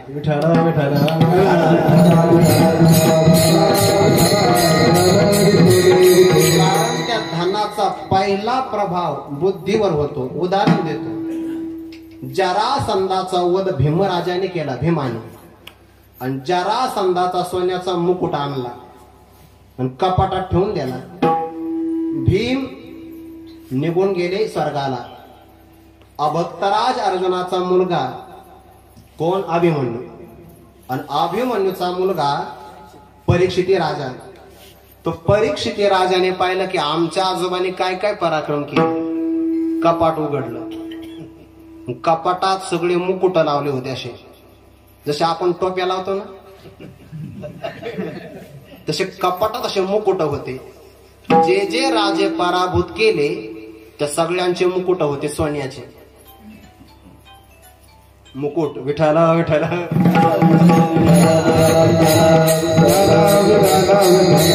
त्यातला एक मुकुट घेतला आणि परीक्षिती राजाने आपल्या डोक्यात घातला. सोन्याचा होता बरं, पण जरासंधाचा होता. कोणाचा? सोन्याचा होता, पण कोणाचा? परिणाम भक्तराज अर्जुन आजोबा आहे, अभिमन्यू पिताश्री आहे. परीक्षिती राजाच्या फक्त मस्तकावर मुकुट आला तर बुद्धी फिरली. तप करणाऱ्या ऋषीच्या गळ्यात मेलेला साप अडकवला. नुसता मुकुट डोक्यावर ठेवला तर एवढी बुद्धी फिरते. तुम्ही अन्यायाने मार्गाने कमवलेलं धन आणि त्याचे पदार्थ बनवून खाता, तुमचं काय काय भ्रष्ट होईल सांगता येत नाही.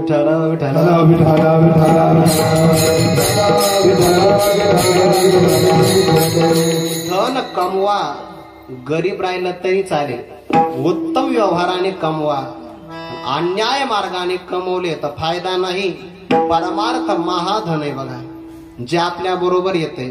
चोर याला चोरत नाही. नाहीतर मी नामस्मरण केलं आणि निघालो मी या गावातून आणि चोर आला, येणार नाही तसं आमच्याकडे आहेच काय.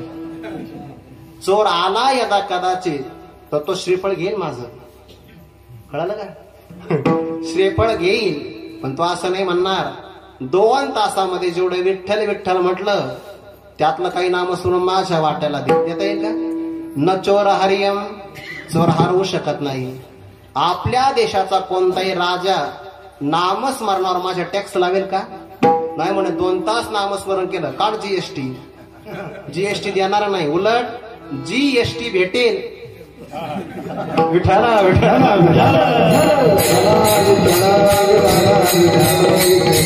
नामस्मरणावर कर नाही बघा. माझा भाऊ माझ्यामध्ये वाटा मागू शकत नाही, वाहतो का नाही? नामस्मरणाचं मला ओझ होत नाही. आणि जर मी नामस्मरणात प्रवृत्त केलं तर माझं नामस्मरणाचं सामर्थ्य तुमच्याकडून वाढत आहे. परमार्थ महाधन सहज त्यांच्या एकता गोष्टी, परमार्थ कोटी दृढावे.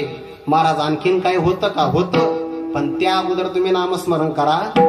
काय फल मिळतं त्याचा विचार पुढे सांगतो. एकदम मोठ्या प्रेमाने आळस बाजूला टाकून भगवंता करता नामस्मरण करायचं. टाळी वाजवली की 2 हातामध्ये तुमच्या प्रेशर होईल आणि बरेच आरोग्याचे फायदे तुम्हाला मिळेल. जेवढी जोरात टाळी वाजवली जाईल तेवढे वाजवायचे. विठोबा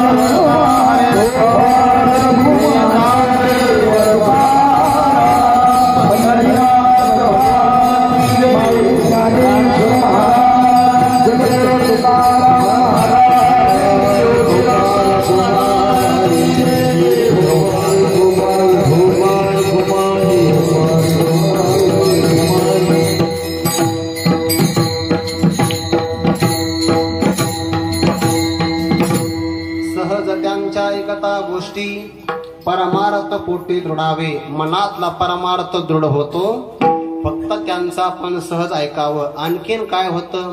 अनुतापासी दुनी वचडे वैराग्य वाढी चढोवडी.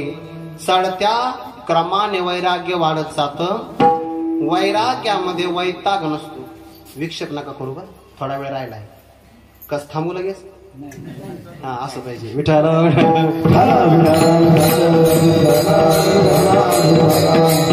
तुम्हाला जर फराळाचं करायचं असेल तर मी थांबतो.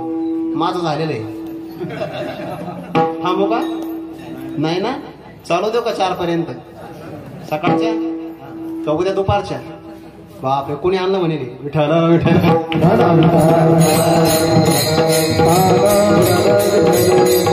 अनुताप मनामध्ये वाढतो. अनुतापाचा विचार चिरंजीव पदामध्ये आलेला आहे बघा. चिरंजीव पद पावाव्यासी किंचित बोलो साधकासी कळावया. नाथ महाराज म्हणतात बरं, चिरंजीव पद प्राप्त करायचं असेल आन उपाय नाही साधकासी किंचित बोलो निश्चयशी कळावयासी साधका. इथं मुख्य पाहिजे अनुताप. इथं पहिल्यांदा अनुतापाचा विचार पाहिजे. मनुष्याचा विचार अंतर्मुख झाला की त्याला अनुताप असं म्हणतात. बसा. विठ्ठल विठ्ठल.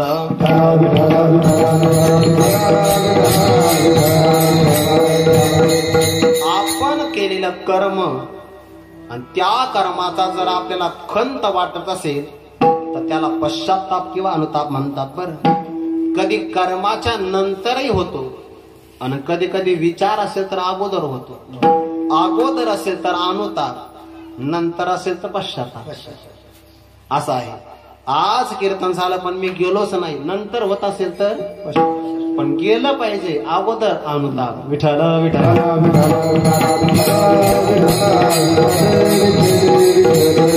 संतांच्या सहवासामध्ये चांगले विचार वाढतात. अनुतापासी दुनीव चढे. दुनीव म्हणजे दुप्पट. दुप्पट असा अनुताप वाढत जातो. वैराग्य वाढी चढाओढी. वैराग्य चढत्या क्रमाने वाढत जात. वैराग्याकरता उदाहरण देतो. आपण शेतकरी आहोत. जर झाडाला एखादं फळ परिपक्व झालं तर 2 गोष्टी घडतात. परिपक्व झालेलं फळ देठाला धरत नाही आणि देठ सुद्धा फळाला धरत नाही. पण या करता फळ पिकण्याची वाट बघावी लागते. आपल्याला घाई खूप आहे, खूपच घाई आहे आपल्याला. फळं पिकलेल्या आपल्या नशिबातच नाही, खरंच नशिबात नाही. मी मुंबईला कार्यक्रमाला गेलो होतो एकदा. सायंकाळचं जेवण झालं. 8 ते 10 कार्यक्रम असतात मुंबईमध्ये. सगळे 7 ते 9 करत नाही. ते कामान लोकच येत नाही. जेवण झालं म्हणलं शतपावली करावी. एका दुकानाच्या समोर थांबलो मी. ट्रक भरून केळी आली होती कच्ची आणि एक फार मोठा ड्रम होता. तो घड त्यामध्ये बुडवायचा आणि बाजूला ठेवायचा. म्हणलं काय चांगला व्यापारी हो. आलेला घड धुवून देतोय, ग्राहकाला धुवून स्वच्छ करून देतोय. मी त्याला म्हणलं वा, तुमच्या सारखाच व्यापारी पाहिजे. महाराज तुम्हाला काय कळालं? म्हणलं हा घड मातीतून आला असेल, उद्या कोणीतरी पूजेला वापरणार आहे म्हणून तुम्ही स्वच्छ करून देता. तसं नाही म्हणे. मग याच्यात रासायनिक पदार्थ आहे. हा घड जर फक्त यात बुडवला, रात्रभर ठेवला तर सकाळी याचा रंग बदलतो. लोकाला वाटतं केळी पिकलेली आहे. काय श्रद्धेनं लोक खातात. किती भयानक केमिकल असेल. कच्च्या पदार्थाला जर रात्रभरामध्ये 7-8 तासामध्ये काय प्रक्रिया वेगात घडत असेल, जेवढी प्रक्रिया फळावर घडते ना तेवढीच प्रक्रिया आज जाऊन आपल्या आतड्यावर होते. म्हणून फार फसत जाऊ नका. तुम्ही हुशार समजताय पण तुम्ही हुशार नाही, अविचारी आहात.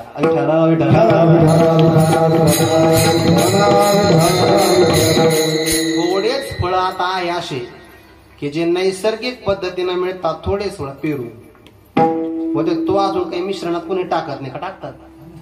चिकू नाही ना टाकत अजून, ते नाही. सीताफळ ते चांगलं पिकतं. रामफळ नैसर्गिक पद्धतीनेच पिकतात, तेच चांगले आहे. जर चांगलं फळ पिकलं ना, चांगलं सीताफळ जर पिकलं, जर खाल्लं असू द्या, ओठाला उठ चिटकतात. विठ्ठल विठ्ठल. नाही करायचा. पण जर परिपक्व झालेलं फळ असेल, देठाला धरत नाही आणि देठही फळाला धरत नाही. ज्याच्या अंतःकरणामध्ये वैराग्य प्राप्त झालं तो जगाला धरत नाही आणि जग त्याला धरत नाही. त्याला म्हणतात वैराग्य. तो राहतो जगात पण सरोवरामध्ये राहणाऱ्या कमळाच्या फुलाप्रमाणे राहतो सरोवरात पण पाण्याचा एक थेंबही कमळाला लागत नाही. तसा राहतो देहात पण देहाचा अभिमान लागत नाही. कर्म करतो पाप पुण्य लागत नाही. त्याला वैराग्य असं म्हणतात. वैराग्याचा पराकुटीचा भाव जगद्गुरु तुकोबारायांचा एक उदाहरण सांगतो आणि थांबतो.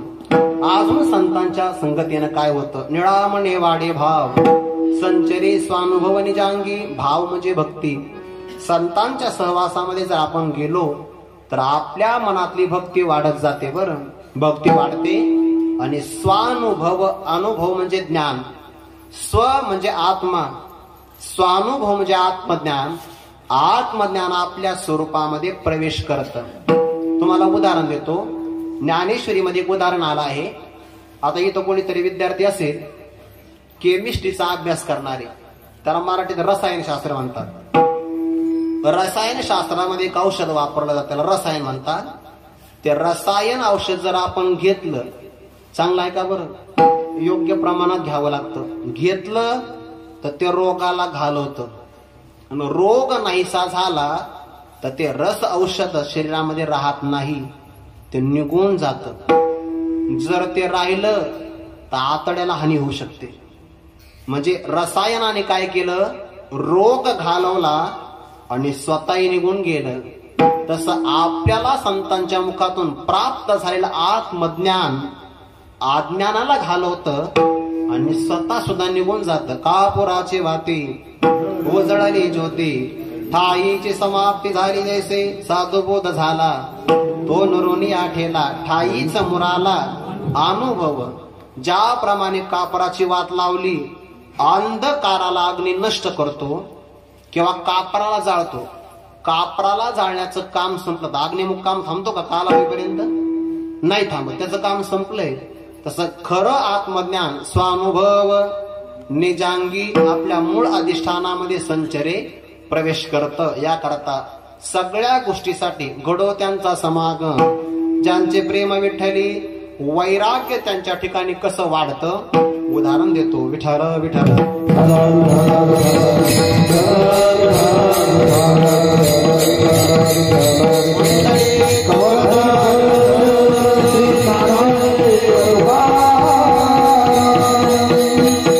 जगद्गुरु तुकोबारायांचा यावर्षी त्रिशतकोत्तर अमृत महोत्सवी सदेह वैकुंठ गमन सोहळा, त्या सोहळ्याचे उत्सवी वर्ष आहे. आणि निळोबारांची जगद्गुरु तुकोबारा पराकोटीची श्रद्धा आहे.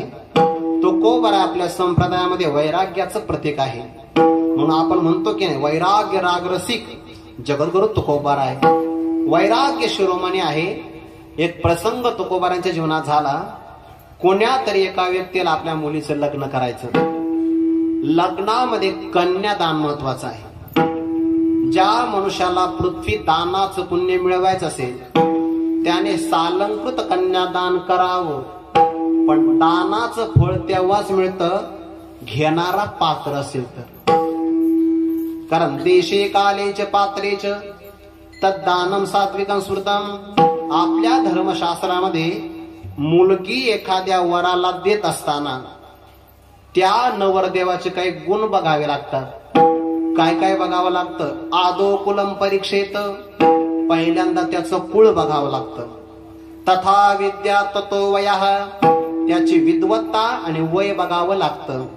शीलम धनम रूपम देशम पश्चात विवाहे, 7 गोष्टी बघाव्या लागतात. बरं, कुळ पाहायचं, विद्वत्ता पाहायची, विद्या पाहायची, रूप पाहायचं, त्याची श्रीमंती पाहायची, चारित्र्य पाहायचं, देश पाहायचा आणि मग कन्यादान करायचं.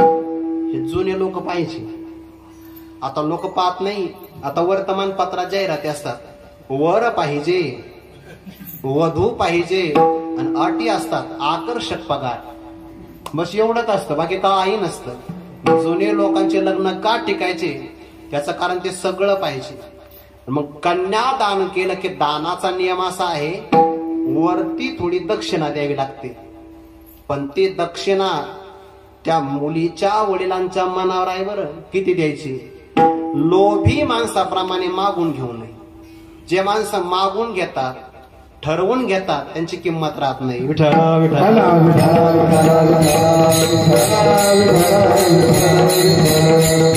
समाजातही किंमत राहत नाही, आणि जिच्या सोबत लग्न केलं त्याच्याही समोर किंमत राहत नाही, कारण मागून घेतलं. मागणाऱ्या माणसाला किंमत नसते, देणाऱ्याला किंमत असते. मेघ पाणी देतात, किंमत वरती, आणि समुद्र नुसतं घेण्याचं काम करतो, जागा पृथ्वीवर आहे. घेणाऱ्याची जागा खालीच राहते, देणाऱ्याचा मात्र अधिकार उंच असतो. म्हणून कन्यादानाच्या बरोबर दक्षिणा किती द्यायची हे मुलीच्या मनावर आहे. दक्षिणा देण्याच्या सुरुवात झाला प्रघात, नवरदेवाला असं वाटलं, त्याला हुंडा म्हणा लागले. हुंडा घेणं हा माझा जन्मसिद्ध अधिकारच आहे असं वाटायला लागलं. पण आता दिवस बदलल्या, आता नवरदेव काय हुंडा घेणार आहे, आता तुम्हाला यांना हुंडा द्यावा लागेल.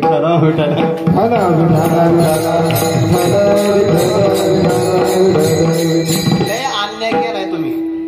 स्त्री असणाऱ्या समूहावर जे अन्याय केला त्याची परत फेडे. आता हुंडा नाही, आता माणसं फक्त आम्ही सगळं करतो, फक्त मुलगी द्या.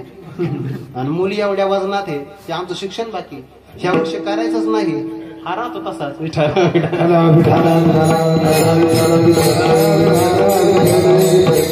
मुलीचं लग्न करायचं प्रश्न पडला, दक्षिणा कशी द्यायची. ज्ञानोबारांच्या जवळ आला, ज्ञानोबारांची प्रार्थना केली, माऊली संकट असं तर माणसं जवळच येतात संतांच्या, मुलीचं लग्न करायचंय, गरीब आहे माझी. ज्ञानोबाराय म्हणले तुकोबारांकडे जा. तुकोबारांकडे आले ते, तुकोबारांना अशा गोष्टी आवडत नव्हत्या. पण आता ज्ञानोबारांनी आग्रह केला तर काही ना उत्तर द्यावं लागेल. काही माणसं तारीख घ्यायची इच्छा नसते, पण हुशार लोक मध्ये माणसं घालतात, घ्याव्या लागतात.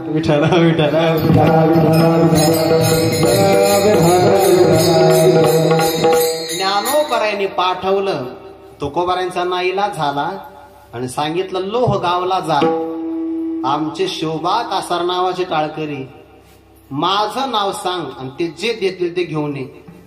आता हा व्यक्ती गावाकडून आळंदीला आलेला, आळंदीतून 15 किलोमीटर देहूला, देहू पासून लोह गावला जायचं, लोह गावातून पुन्हा देहूला माग यायचं. विद्वान व्यक्ती होता, बिचारा थकला, पण नाईलाज आहे, गरज असेल तर करावं लागतं. निघाला, शोभा कासारांकडे गेला, सांगितलं तुकोबारांनी मला पाठवलं. ते कामात मग्न होते. आपल्याकडे आऊत असतो ना, ते गवत काढायला आऊतच वापरतो ना आपण, त्याला खाली काय असतं लोखंडाचं, वा म्हणजे मी पास झालो.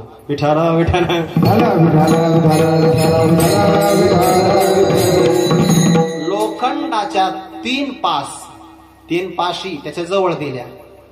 आता बघा तुम्ही प्रवास किती केलाय. आपण जर माऊलीच्या सोहळ्यात चाललो ना, तर पहिले 2-3 दिवस काही वाटत नाही, खरंच नाही वाटत. 2-3 दिवस काहीच वाटत नाही. म्हणून तर माणसं फिनोलेक्सच्या पिशव्या पुण्यातून भरून घेतात, भरून. आणि काय त्या कंपनीचं डोके महाराज, त्याने पिशवी तयार केली, यात नवल नाही, पिशवीपेक्षा बंद मोठा केला. त्याला माहितीये माणसं पिशवीच्या वर भरणार आहे, गाठ मारायला डोकं लोक विठायला.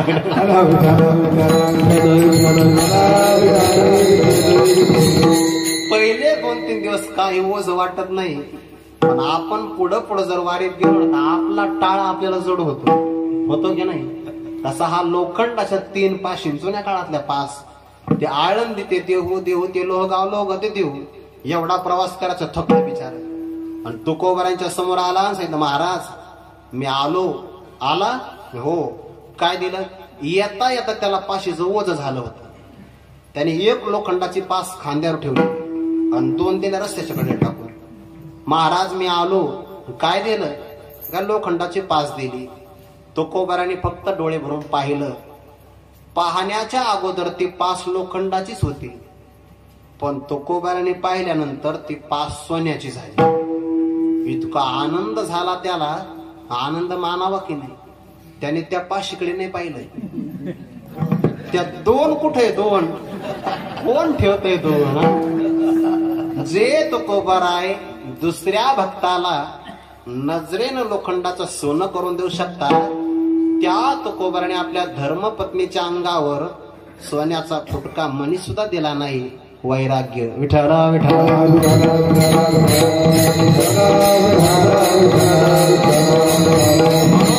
वैराग्य वाडे चढवडी निळा म्हणे वाडे भाव. त्यांच्या संगतीत मनातला भाव भक्ती वाढते. संचरे स्वानुभव निजांगे सहज त्यांच्या एकता गोष्टी. परमार्थ पोटी दृढावे यथामती यथावकाश. निळोबऱ्यांच्या अभंगाचा भाव आपल्या समोर ठेवण्याचा प्रयत्न केला. कधी कधी बोलण्याच्या ओघामध्ये काही शब्द अनुचित प्रकारे निघून जातात. आमचाही तसं काही बोलण्याचा भाव नसतो, पण वातावरणामध्ये कधी कधी ते होऊन जातं प्रमादाने. असा काही प्रमाद झाला असेल, आई वडिलांच्या अंतकरणाने क्षमा करा. जे योग्य असेल ते आमच्या स्वानंद सुखनिवासी गुरुनाम गुरु सद्गुरु जोग महाराज परंपरेतील गुरुजनांचा म्हणून स्वीकार करा. जाता जाता विनंती करतो, विशेषतः माता भगिनीला विनंती आहे, घराचं पावित्र्य तुम्ही जपू शकतात. बरं, तुम्ही तुमच्या घराचं मंदिर करा. घरात फक्त शाकाहारच तयार झाला पाहिजे. फक्त तेवढं एवढा नियम पाळायचा. घरात दुसरा आहार शिजू देऊ नका, कारण घरातली काळजी तुम्हाला जेवढी असते तेवढी कोणाला नसते. आपल्या मुलाला संस्कारित करा. पुढच्या वर्षी आले तर इथे 3च्या ऐवजी कमीत कमी 3 शिव बाळायले पाहिजे. 3 मुलं आहे की नाही? समोर एक दिदी उभा आहे बघा. त्या काही सांगता येत नाही, यांच्या रूपाने कोण भक्त प्रल्हाद असेल आणि कोण मीराबाई असेल, काय सांगता येत. फक्त तुम्ही तिथे समोर पण उभा आहे बघा मुलं. काय वा, त्यांना कीर्तन कळो किंवा न कळो, काही काही मुलं आईच्या असणाऱ्या हातावर आहे बघा. हे नामस्मरण त्यांच्या कानात जाणार. व्हायब्रेशन आहे नामस्मरणाचं. कानात गेलेलं नामस्मरण भविष्यात कधी ना कधी हृदयात परिवर्तन केल्याशिवाय राहणार नाही. लहान मुलांना कीर्तनात आणत चला. आता बरेच लहान मुलं मला दिसत आहेत. बरेच ज्यांनी ज्यांनी आणले त्यांना धन्यवाद आहे. संस्कार करत चला. इथे उपक्रम सुरू करा. आपण धर्म प्रतिष्ठेच्या बाबतीमध्ये बरेच माग आहोत. कमीत कमी आपल्या उत्कर्षाकरता प्रारंभ केला पाहिजे. एवढंच बोलून मी या ठिकाणी थांबतो. ज्ञानेश्वर